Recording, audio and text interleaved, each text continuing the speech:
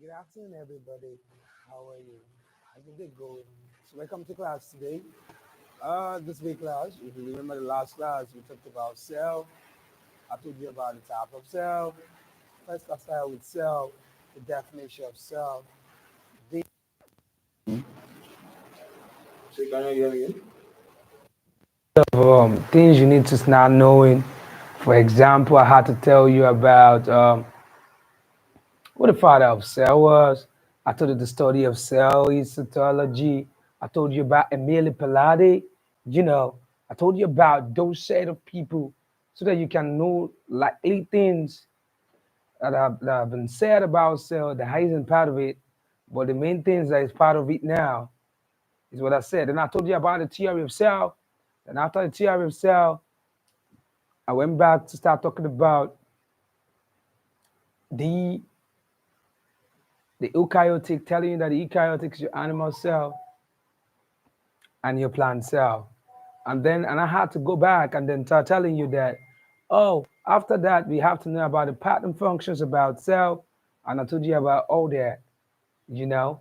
So basically, we still have some other segments in cell that we still need to do it. One of the segments in the cell that they are always asking of, they're always asking of, is cell and its environment. I'll talk about cell and its environment. After that, let me tell you what we're going to be dealing with today. I'll talk about cell and its environment.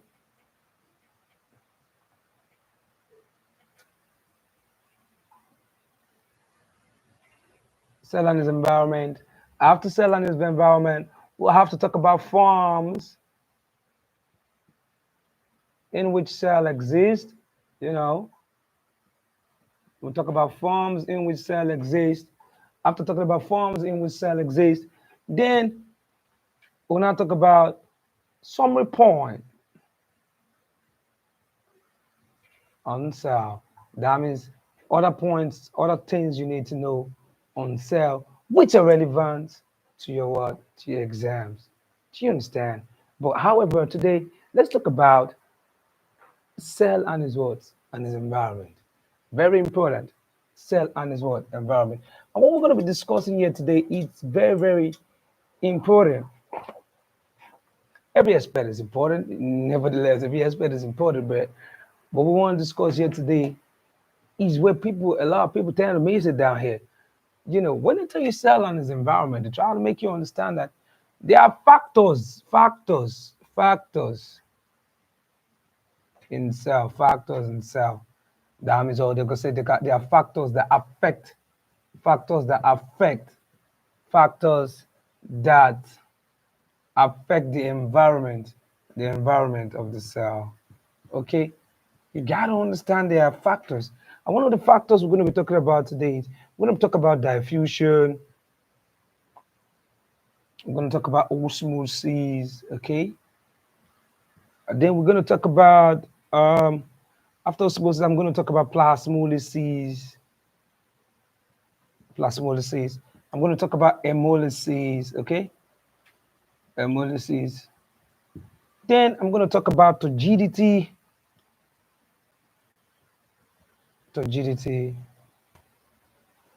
Then I'm going to also talk about, I'm going to talk about,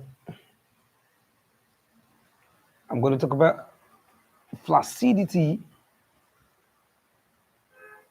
Then I'll end it with active transport.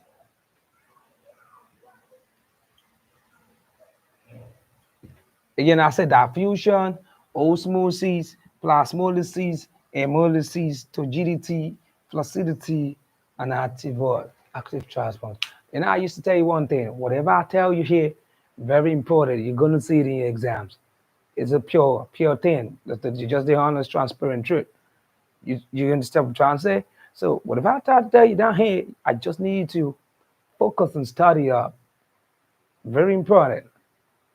We're good. Now, obviously, and let's get something right. One of the greatest things I need to get right here is let's start with diffusion. We're going to start with diffusion. Everything I'm going to say on diffusion will just be on here. So every explanation will be on this two side. I won't come back here. so that we could be taking it as we're done. We're good? So now, I know you remember how to explain diffusion to you. The tell you diffusion is a process. It has to be a process. Remember, it's a process. Whether ions or what? Molecules. They say they move from the region of higher word concentration to the region of what? Lower word concentration until they are evenly what now distributed. I need you to take note of something. He said it has to go from, look at it. If I'm to drop this, if I'm to draw this map, like it's going from I and then lower. Do you understand? Like it's going from higher concentration to lower concentration. So that's why they tell you that it has to be ions or what? Or molecules. Why this way? Why? Let me tell you why. The reason why it's like that is very simple. Ions and molecules. Now, meaning it can be either solid, liquid, or what? Or gas. So it is diffusion going from higher concentration. This is higher concentration to what? To lower what? Lower concentration until they are evenly distributed. Are we together now? Until they are evenly what now? Distributed. Are we good? Until they are evenly what? Distributed. Now, what does that mean? So we move molecules from higher down to lower. But you need to know that diffusion will never take place in what? Solid substances. No. So and that's why the target that diffusion is slow in liquid and first in what? In gas. It does not take place in what now? In solid. It doesn't take place in what? In solid. It doesn't take place in what? In solid. Please. No. Now, I need to get something right. I need to get something right. I need to get something right. Now, so if the fusion is slow in liquid and fast what? In gas, that means this diffusion will take place in both plants and what? An animal. Are we together now? Now, let me go to give an example. When you say people smell nice, how do you tend to say this? The perfumes they're using? You know, they say, you smell good. What process make you to understand the you perceive the odor of the perfumes they use? It's a diffusion process. That's why when they pass through you, why? Because it's gaseous. It's a gaseous substance. And then the air make you to perceive the what? The smell. That's why if somebody spray a what? A very good perfume in a place, the concentration will first be more in the what? In the room. You get me? But immediately the person leaves that what? The environment and move to another environment, the concentration in that place will begin to drop down. Are we good? That's why they say from high concentration down to a what? Lower concentration until it is evenly what? Distributed. All right, let me give you a very popular example. Now, look at this one. What about somebody who fart in the class? You destroy the environment of the class with a bad smell. In a class of 22 pupils in the class, and one person will just finish eating like eggs and broccolis, and then the person just finished eating egg and broccolis, and the person farted. The people who are beside him or her will perceive the smell first before it goes round the word, the class. And that process is what we call what? Diffusion. So a good example of diffusion is the spraying of perfumes, the spread of what now? Ammonia gas, the spread of H2S gas. Those are examples of what? Of diffusion. Are we good? So those are good examples of what? Of diffusion. So now you tend to ask me that how does diffusion now takes place in plant and animal? A very good example how diffusion takes place in the plant and animal is the stomata. There is a guard cell in the stomata that helps in the closing, opening, and closing of the wall. The stomata. Who guards that is called the guard cell. The guard cell guides that the opening and closing of the stomata. And that process is held bound by what? Diffusion. And you as a man, what is the major thing you think about? How does diffusion help us? What about your gaseous exchange? When you're doing gaseous exchange, you inhale, that's called inhalation. That's what now exhalation. And then it goes into the what? Into the alveolar. So which part? What makes it the gas? What makes us to do that exchange of gas is a process called diffusion. Are we together now? So diffusion is important in animal in terms of gaseous exchange, in plant in terms of the stomata closure, controlled by the what? By the gut cell. Are we good? So I've given you that. And one other thing they must expect you to know, listen, one other thing they must expect you to know here is the factors that affect diffusion.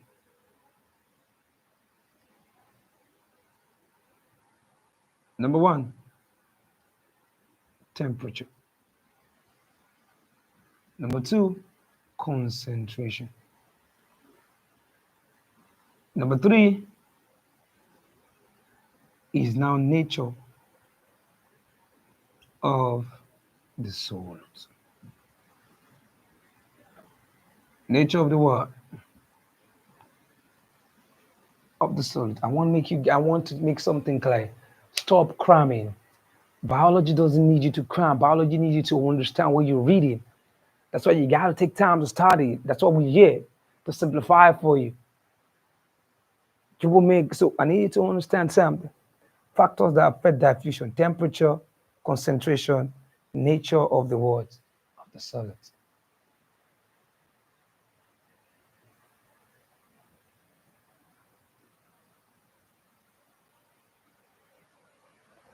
Now, these two, one and two, they call it concentration gradient. You see these two? I want you to know that it has what they call a direct relationship. What they call it? A direct relationship. When I say direct relationship, I mean the higher the temperature, the higher the rate of diffusion. That's just it. That means if I increase temperature, the rate of diffusion will be will also what? Increase. If I decrease temperature, the rate of diffusion will also what now? Decrease. Same thing for the concentration. If you spray just a little bit of perfumes, the rate of diffusion of that perfume will be very what now? Small. But if you spray a large amount, the rate of diffusion of that perfume will be very what now? Large. So for temperature and concentration, there is what we call what? A direct relationship. Are we together? A direct what? Relationship.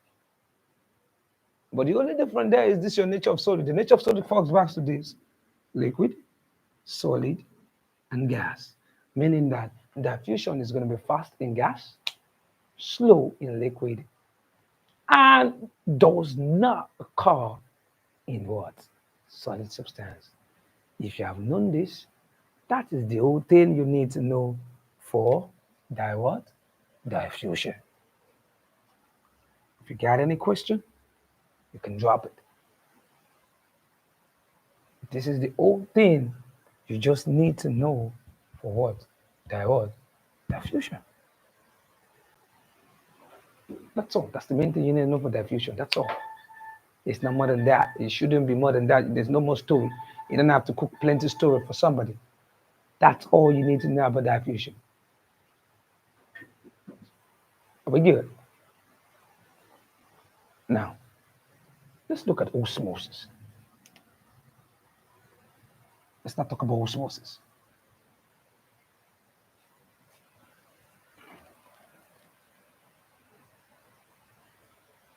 osmosis. I like to use some solution.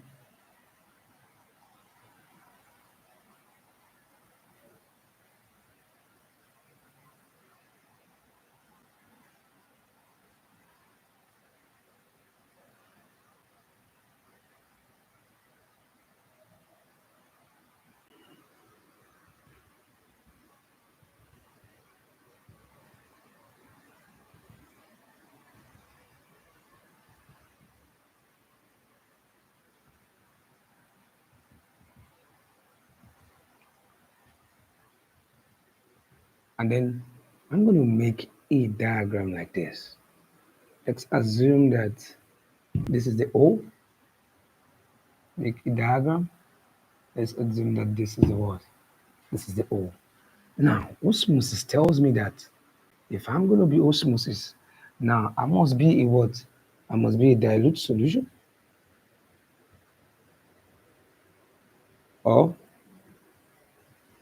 a weaker solution to a stronger solution to a stronger solution. Okay, let me continue to a what? Concentrated solution or a what? A stronger what? Solution through a selectively permeable what? Membrane.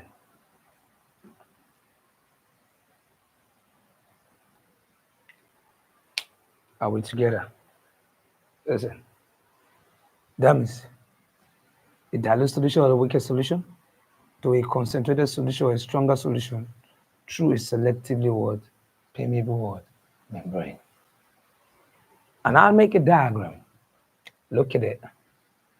Now, you see this thing here, tell you that we are basically dealing with what? Solvents.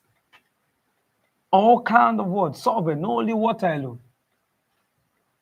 Okay? So now all kind of solvent, and I can actually deal with what now? Solids too. What when I mean solid, like I said solid. Remember, I told you solid involve both solid, liquid, and what? And gas. But basically, here we're dealing with both solid and what now? And liquid. So I made a diagram on the board. I want to explain because there are three types of solution you must know here. And that type of osmotic solution, I need you to understand it. I don't want anybody to get it up. I'm going to explain the more layman language, biological language for you to get a type of solution, type of osmotic solution. Type of osmotic solution involve hypertonic,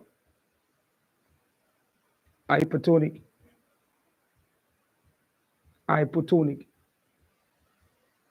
and what? Isotonic. Again, hypertonic, hypotonic, and isotonic. Hypertonic, isotonic, hypo what now? Hypotonic. Now look at me. I need to get something. It has to start from a weaker word solution. So let's say I pour KMNO4 into this fluid here. There's two fluids. Let's say this fluid here are what? Are water. Water. If I pour a purple color of potassium, what now? Potassium tetraoxomanganate, what now? 7. If I pour it down here, now it's a purple color. Remember, if I pour it down here, the first time I might not actually see my purple color, the purple color what will be fainting. Why? Because the water is still more than the what? Than the KMNO4. But the point whereby the concentration of the KMNO4 is more than the what? Than the water word solution. What happened? That means this color will will change. We'll have to change to the full purple color. Meaning, if I have 80 centimeter cube of this, and the initial volume I put in this guy is let's say 40 centimeter cube. Remember, immediately it has exceeds 40 centimeter cube, 40 centimeter of the water, and it now equalizes the 80 centimeter what now cube of potassium what now manganate. What will happen? This old water will cause to what now will be purple color. Why? Because now the concentration of this KMNO4 is now more than the concentration of the water now of the water. At that point, water will now become what? Dilute, or water will now become the weaker solution. And then your KMNO4 is now the sword, stronger what now solution. What's the movement? It started from water and then it changed to what now? KMNO what? NO4. Do we get? That's biological weight. Let's change it. In a layman way, I'll clean it again. In a layman way, I brought about hot water. Let's say this is all water, okay? This is what? Hot. Very hot. Yeah. Hot water. And then I took a what? Cold water. And I'm adding it.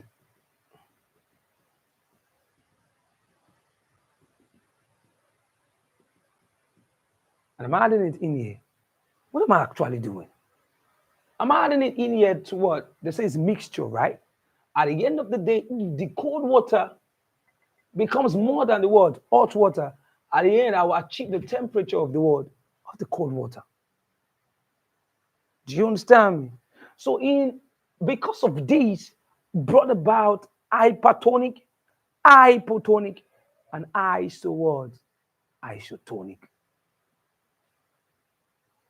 Now let's not explain this. Look at this. Look at this. Listen to me. When the solution in the outer environment,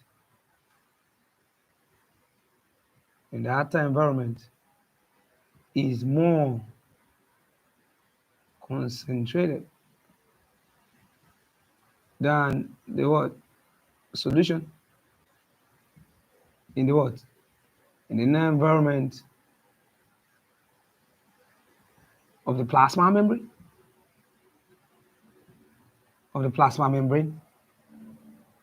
That means the water outside, the water here, the water outside, the water coming from the substance outside is more than the what? The water in the inner what now? Solution. That means, let's say, the solvent coming from the outer solution is more than the solvent in the what? Internal what now? Solution. What will happen? That type of solution is now what we call what now? Hypertonic. Okay? So that means water that is coming from outside is now more than the water that is what? Inside. That cell inside, that's why you saw me draw something in the middle like this. That cell what? Inside will now be absorbing at a point the cell will become what now? Shrink. Are we together now? When they absorb to the point, it becomes what now? Shrink. Are we together? That means all the water in the outer environment is more than the water in the inner what? Environment. What will happen? The cell what? Will shrink. And when the cell shrink, that process is what we call what now? Plasmolysis. So these are the questions they used to ask. Look at it. They used to ask that what solution result to what now? Plasmolysis. Answer is hypertonic. They might ask you that a cell was what? Was placed on an hypertonic what? Solution. The end result will be what? The cell will shrink and it will undergo a process called plasmolysis. Do we get? So what is plasmolysis? Plasmolysis is a type of solution, is a process whereby a cell is placed on an hypertonic what? Solution.